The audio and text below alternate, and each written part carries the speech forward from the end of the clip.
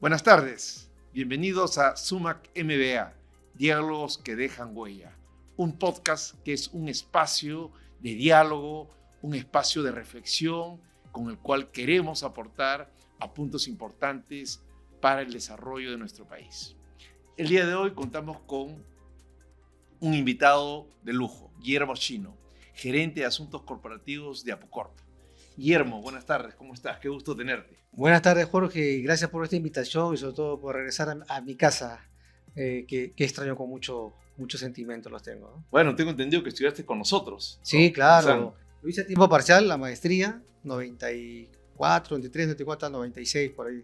2 años y medio de mucha intensidad, mucha alegría, cuando uno estaba mucho más joven, por supuesto, ¿no? cuéntanos, ¿cómo fue tu paso por el Ministerio de Energía y Minas? Tengo entendido que fuiste viceministro. Sí, algo curioso.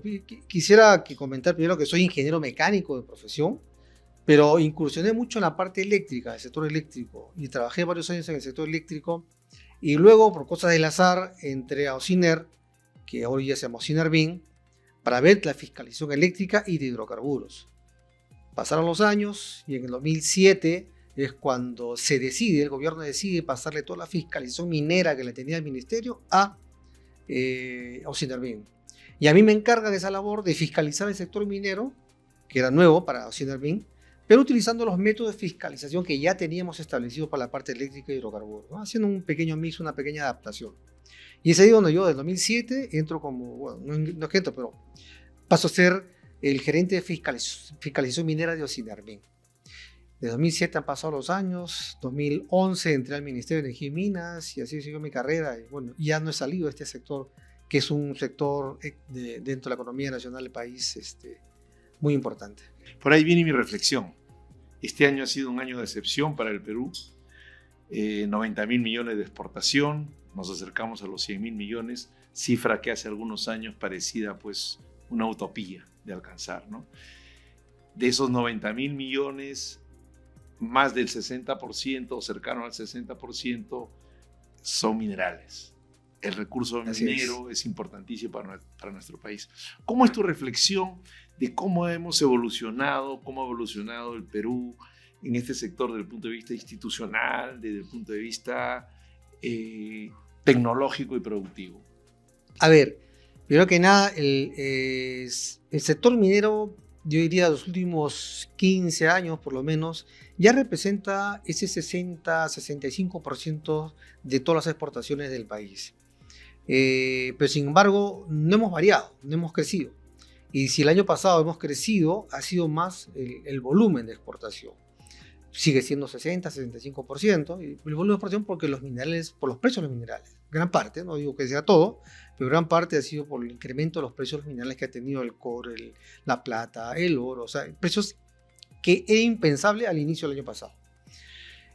A eso le debemos este crecimiento, pues sin embargo la producción en minerales no ha crecido o ha crecido muy poco. Entonces es ahí donde tenemos que trabajar bastante, y el aspecto institucional sobre todo, porque los permisos nos demoran mucho, y ahí sí hay un arreglo institucional, ministerio y otras instituciones que deben optimizar sus procesos para que estos permisos salgan mucho más rápido. Pero también tenemos la otra parte que tiene que ver con la conflictividad social que hay en las distintas partes del país, y con lo cual se requiere un país o ministerios que estén no solamente actuando como un ente neutral, a ver, aquí yo soy el árbitro, como se dice, para ver que la empresa minera se porte bien y ustedes, la ciudadanía, reciban desarrollo. No, el Estado tiene que tener una función de que este proyecto minero salga adelante, y tengo que ver yo cómo hago para poder calar en la gente y hacerle entender que este proyecto va a llevarle desarrollo a su población.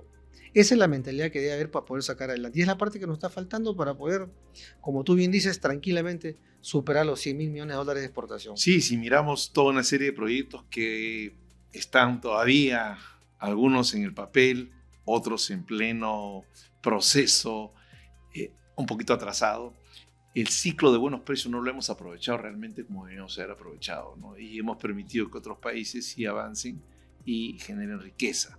Sin embargo, quisiera referirme a las dos dimensiones que tú has mencionado. ¿Qué podríamos hacer tú que has estado en el ministerio? para agilizar toda esta maraña documentaria. Yo conversaba con el señor Bertel hace algunos años y él me decía que para sacar antamina, Jorge, tuve que hacer casi cerca de 300 trámites que tenían. Y ahora se ha duplicado. Entonces, imagínate, ¿no? Iban desde la municipalidad más chiquita hasta la municipalidad más grande, los ministerios. Entonces, es bueno que se respete el medio ambiente y todo, pero no es tan bueno tampoco que mucha de la riqueza que puede servir para mejorar nuestro país todavía esté enterrada.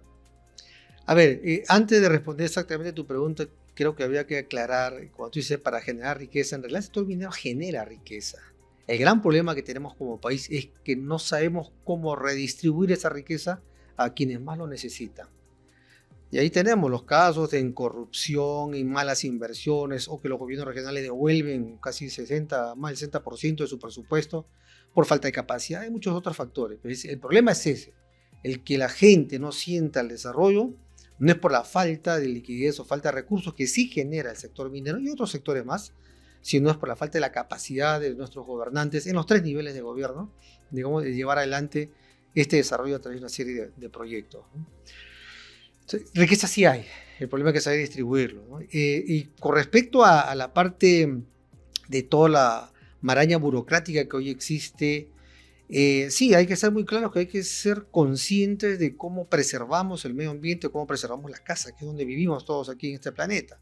Nadie está pensando en depredarla. Pero, como toda actividad humana, además la misma existencia del ser humano contamina incluso el medio ambiente, pero hay tolerancias, hay que no pasarse de ellos. Y en todo caso, en proyectos de este tipo, hay estudios de impacto ambiental que determinan claramente, ante una posible afectación, ¿cómo hago yo para eliminar, compensar o por último compensar esos efectos, de tal manera que sea un equilibrio? Y si yo afecté algo por acá, tengo que recuperarlo por otro lado, incrementar, digamos, la capacidad por otro lado, desde el punto de vista ambiental. De tal manera que el efecto neto sea cero. Esa es la idea y por ahí hay que trabajar duro. Y nadie duda de que hay que ser muy rigurosos en la evaluación de esa parte. Pero hay, aparte del tema ambiental, hay muchísimas otras variables que se revisan. Y yo te aseguro que los funcionarios de los ministerios reciben así de papeles y no revisan pero ni la 10ª parte. No hay capacidad para estar revisando todo. Y segundo, también creo que muchos de los funcionarios que están en el sector estatal, en los ministerios sobre todo, muchos, no todos, pero muchos, ni siquiera han operado una mina. Ni siquiera saben el diseño de una mina, o sea, planificar una mina. Entonces, ¿qué cosas van a evaluar? Se enfrentan contra grandes consultores que tienen toda la capacidad, toda la experiencia del mundo. ¿Qué cosas observan? Entonces, ahí entramos en todo caso, ahí es un tema que hay que mejorar. Esa es la parte que queremos reforzar, dotar a los ministerios para que pueda tener una evaluación mucho más rápida, pero bien sentada sobre las bases de alguien que tenga experiencia. Guillermo, pero ahora ya existen herramientas, ¿no? Yo he visto muchos trabajos que se están realizando de evaluación y la inteligencia artificial realmente es una ayuda tremenda, ¿no? Si la sabes utilizar bien, los prompts, los diferentes, digamos, plataformas que hay son una ayuda tremenda, te agiliza y te permiten que los reportes sean más rápidos y mucho más eficientes. Y la inteligencia artificial normalmente, pues, si la manejas bien, no está sesgada, ni está ceñida por la corrupción, entonces ahí podríamos tener ya un gran avance. Entonces creo que queda como un mensaje cómo hacemos para que esa parte se profesionalice. Y mirando la otra parte, lo que comentabas tú, el aspecto social, que es tan importante, ¿no? Sabemos que todos los yacimientos mineros siempre están ubicados en zonas que socialmente tienen muchas necesidades. Entonces, ¿cómo hacemos también para que tengamos un impacto realmente positivo, medible, que la sociedad lo perciba como que está generándole valor y eso a su vez genere pues una corriente positiva hacia el sector? Sí, con la precisión de que, digamos, la aceptación social o la conflictividad social, viendo lo lado positivo o negativo, no se da en toda la comunidad, en toda la población, porque la gente a veces ignora de lo que puede afectar o no positivo o negativamente un proyecto, no solamente minero, sino cualquier otro, o de otro sector económico. Pero para eso existen sus dirigentes, para eso existe la misma empresa, el Estado, o sea, para poder dar la información. Ellos van a tener que confiar en sus autoridades. Pero en algunos casos, no voy a decir muchos, pero en algunos casos ciertas autoridades de la directiva comunal tienen otra ideología. Ellos están o con otro objetivo, ellos quieren usarlo como una plataforma política porque quieren ser el alcalde, quieren ser el gobernador, ¿no?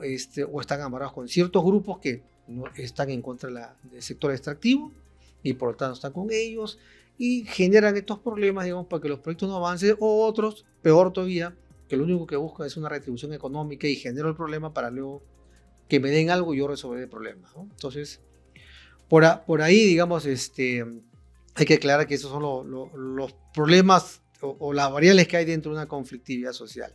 ¿Qué hay que hacer para mejorar, en todo caso, más allá de toda esta explicación, qué hay que hacer para que mejore digamos, la imagen del sector minero en este caso, ¿no? Efectivamente va por el lado de que el desarrollo o el beneficio llegue a esa población.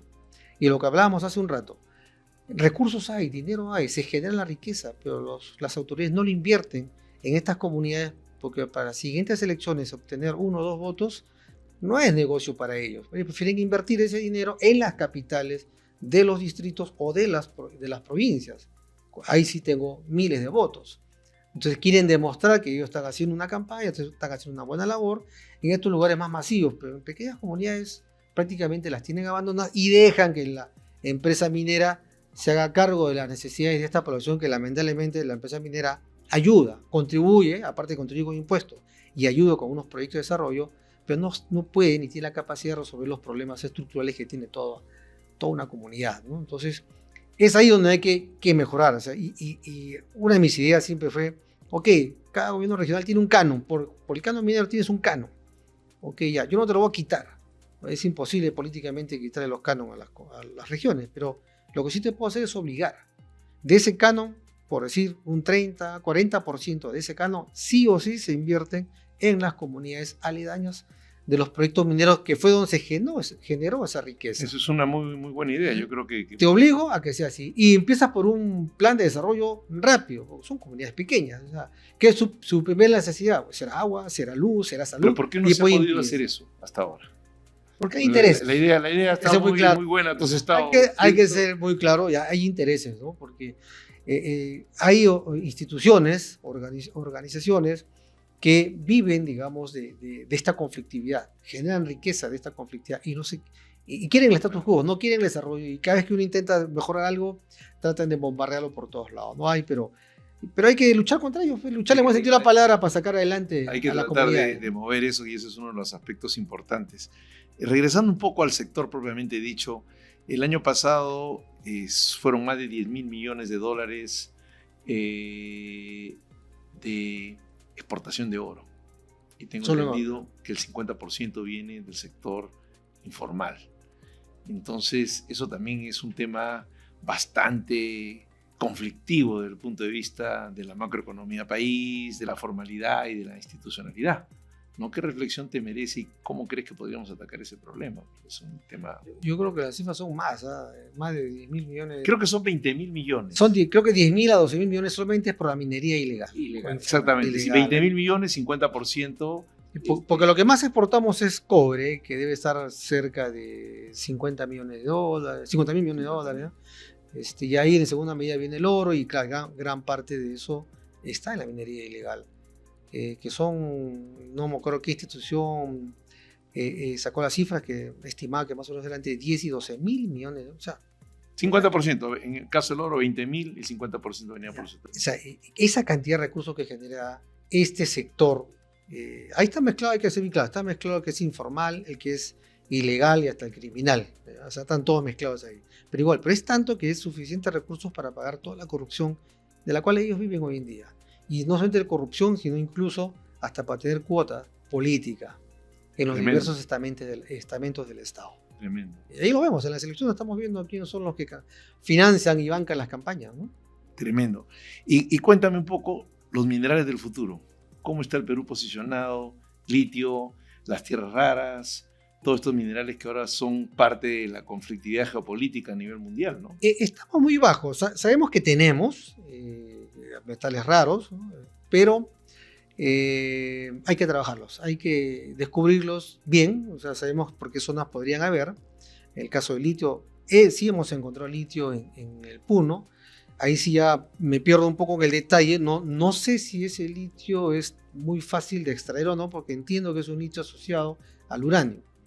Entonces, extraer mineral no hay ningún problema desde el punto de vista físico, digamos, porque tú extraes mineral como que extraes cualquier tierra, piedra que extraes. El problema es cuando quieres separarlo, quieres separar el litio del uranio, y ahí estamos por un proceso metalúrgico en la que ahí sí hay un problema de radioactividad. Y hay un problema de falta de legislación en el Perú, en este caso para litio, bueno, sobre todo por el uranio, ¿no? Hasta ahí sé que hay esta información, mucho se habla de este proyecto que hay en Puno, de litio. Ojalá salga adelante, más allá, digamos, de esta dificultad o limitación física que hay entre litio y uranio. Ojalá que salga la regulación y podamos avanzar con estos proyectos de litio. Pero también tenemos que empezar a trabajar más en las tierras raras, ¿no? Sí. O sea, empezar a Son saber exactamente dónde están, qué cantidades y todo, porque sí, es lo que se viene en el futuro. Ahora, sin descuidar el cobre y el oro, porque seguirán siendo también los metales que se van a seguir demandando y en mayor cantidad, sobre todo el cobre. ¿Cómo es el 2026? ¿Cómo estamos el 2026 con relación a nuestros principales socios estratégicos a los cuales vendemos y también con relación a nuestros principales competidores, que de alguna manera también el mercado va a estar siendo selectivo con eso? ¿Cómo vislumbras? A ver, yo siempre he sido y soy una persona muy optimista, y este año va a estar marcado por el cambio de régimen, un cambio de gobierno, en el caso peruano. Pero soy optimista, o sea, soy optimista en que quien salga elegido, digamos, se dará cuenta de que el sector minero es un sector económico muy importante, que no se puede dejar de lado, que hay que fomentarlo más, inclusive hay que poder sacar adelante y poner en valor los proyectos que hoy ya tenemos en cartera. Y eso nos va a posicionar mucho más de lo que ya estamos. O sea, si bien políticamente, digamos, no estamos muy bien, no hay muchos proyectos mineros, sin embargo, pero no hay muchos proyectos mineros por los trámites y por la conflictividad que hay. Pero las grandes empresas, los grandes inversionistas en minería, siempre tienen al Perú ahí mirándolo de rato en rato, porque el potencial geológico que tenemos es impresionante. O sea, no es que haya minerales donde me da la gana, o los busco donde me da la gana. Están, donde Dios los puso. Y Perú es uno de esos países bendecidos en la cual tenemos, siempre he dicho, casi toda la tabla periódica ahí en nuestro país. Así que quien venga como nueva administración sepa digamos, tener una agenda de fomento de este sector que nos ayude a poderle, digamos, transmitir a los grandes inversionistas que el Perú sigue siendo un país muy atractivo, no solamente por su potencial geológico, sino porque estamos trabajando de una mejor manera para tener una mayor aceptación social, o tenemos toda una institucionalidad que se respeta, ¿no? Y que trabajamos por el bien y el desarrollo de nuestros pueblos, ¿no? Y esto dentro de este contexto que vivimos hoy en día, no solamente porque los precios vienen hacia arriba, sino ahora que estamos prácticamente en medio de unas guerras ahí en el Medio Oriente, que si bien el petróleo se va a ir para arriba, puede ser también que los minerales se vayan para arriba. No, definitivamente. Y un poco ya finalizando, la educación. Tú sabes que ahora los jóvenes no están muy llanos a carreras como las carreras que hemos estudiado nosotros, ¿no? Minería, metalurgia, geología, mecánica, ¿no? ¿Cuál es el mensaje, digamos, que le podemos dar a esta juventud que es tan necesaria para el desarrollo? Porque ahí están los futuros ingenieros, los futuros geólogos, los futuros educadores y las futuras personas que van a descubrir yacimientos o van a encontrar nuevos procesos mineros o metalúrgicos para ayudar al desarrollo del país, ¿no? Y eso va de la mano con las nuevas tecnologías que se están encontrando, desarrollando y se está utilizando, y sobre todo en el sector minero, con lo cual las competencias que debe tener ya el alumno, sobre todo en minería, han cambiado muchísimo. Quizás antes, a un inicio, no sé, pues 30, 40 años atrás, muchos entraban en minería porque les gustaba temas mineros, geológicos, todo eso, pero en el interín se han dado cuenta que el trabajo minero pues, es mucho de campo, estar a 5.000 metros de altura, en zonas muy, muy difíciles, ¿no? Quizás eso los más jóvenes hoy en día no les llama la atención, pero con las tecnologías que tenemos hoy en día, como dicen, no hace falta estar buen tiempo arriba, a los 5.000 metros, pues más bien se requiere gente que conozca todas estas nuevas tecnologías que permitan digamos, descubrir los yacimientos de una manera mucho más rápida, más económica, o poder operar operar las minas en condiciones más óptimas, ¿no? Reduciendo costos, porque al final todos aquí nosotros no ponemos el precio del mineral al precio que nos da la gana, sino solamente controlamos los costos, que es lo que hay que ser mucho más óptimo, ¿no? Y ahí yo creo que a los muchachos siempre los reto a que entren en un sector que está cambiando bastante. Sí, de la mano con la educación, también tendríamos que ver cómo nuestro modelo educativo, tú también eres un educador, aparte de ingeniero, puede generar esa motivación que requerimos para que la juventud vuelva a interesarse o se interese más en un sector que es tan importante para nuestra economía, ¿no? Yo creo que ese es uno de los aspectos importantes. La minería todos la miran solo desde el punto de vista, necesito un geólogo, un metalurgista, un minero, pero no.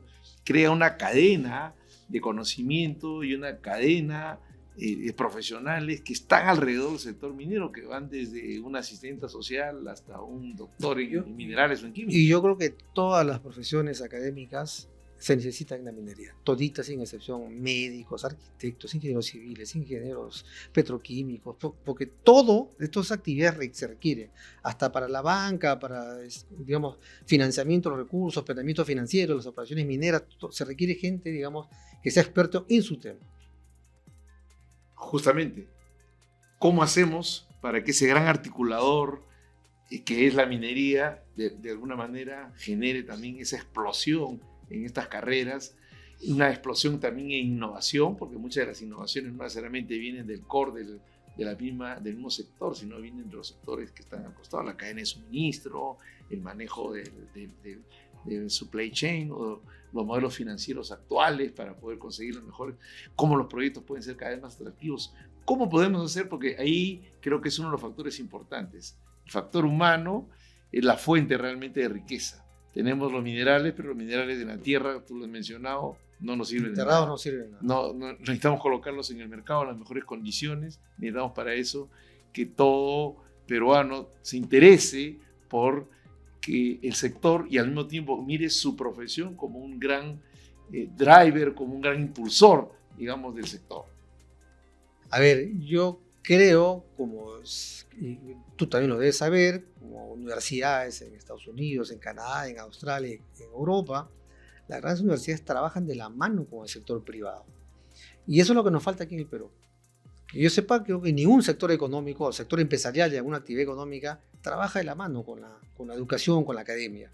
Y eso es lo que está faltando. Y quizás el Estado debe estar ahí para reforzar ese triángulo en que entre los tres poder sacar adelante, digamos, una serie de investigaciones en donde la empresa privada que necesita investigar, necesita desarrollar cosas nuevas, utiliza a la academia, ¿no? Y para eso la academia tiene a los estudiantes, que lo va formando de esa manera y así se genera una sinergia entre todos, como lo vemos en los grandes países, ¿no? O sea, uno a veces mira con envidia cómo sí trabajan muy bien el sector empresarial que fomenta doctorado, fomenta grandes investigaciones y están ahí digamos, las academias. Acá lamentablemente no. Acá es el esfuerzo más personal, creo, del propio alumno. Es una chamba, un trabajo que tenemos que hacer la empresa, la academia, las universidades y el mismo gobierno, ¿no? De ver cómo encajamos un modelo para poder, digamos, llamar la atención o motivar a la gente a que se sume, por lo menos en un sector en el cual hay recursos, en un sector que sí va a apostar por la investigación y una mejor preparación para los alumnos, ¿no? En el caso de minería. Bueno, acá como academia estamos tratando de alguna manera, y tu presencia en este podcast es una demostración, de impulsar y mostrar, ¿no?, los grandes beneficios que tiene para el país y por otro lado también mostrar los grandes retos. ¿Qué está haciendo la empresa privada? Tú que estás ahora en el sector privado, ¿qué está haciendo la empresa privada? Tuvimos un Perumín muy exitoso hace algunos meses atrás. Tuvimos la participación de destacados profesionales y también de destacados países. Tengo entendido que fue Alemania el país invitado, viene Estados Unidos para el próximo año, que pasa esto volando.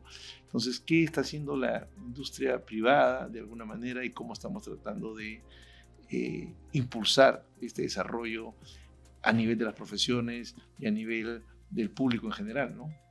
El sector empresarial, en realidad, y eso me olvidé comentar hace un rato, sí ha dado unos primeros pasos, vamos a decirlo así, al haber formado este centro, este hub de innovación tecnológica en el sur del Perú sobre todo, donde sí hay participación de la academia, hay las empresas privadas y digamos que motivan estas investigaciones, ¿no? Yo lo veo como un primer paso, está bien, pero creo que no hay un enfoque sistémico que ayude a ver, aunque todas las academias, o sea, todas las universidades puedan participar, que todas las empresas del sector minero también se sumen digamos, a estas investigaciones, porque al final se requiere recursos para financiar la investigación y las empresas mineras podrían lograrlo, ¿no? Creo que este segundo paso es o esta segunda iteración es la que debemos empezar todos, no solamente el sector privado como tú lo estás mencionando, solicitando, sino las mismas universidades también tendrían que buscar que acercarse y fomentar estos espacios, digamos, de convergencia entre todos, entre los tres actores, ¿no? Yo creo que va a ser muy importante porque de esa manera vamos a tener un alumnado, digamos, o gente que se va a ver motivado a estudiar en una profesión, una carrera en la que ve que el circuito está cerrado. No solamente académicamente voy a aprender y voy a saber algo, sino que inclusive en la práctica voy a tener la oportunidad que durante la carrera la voy a ejercer.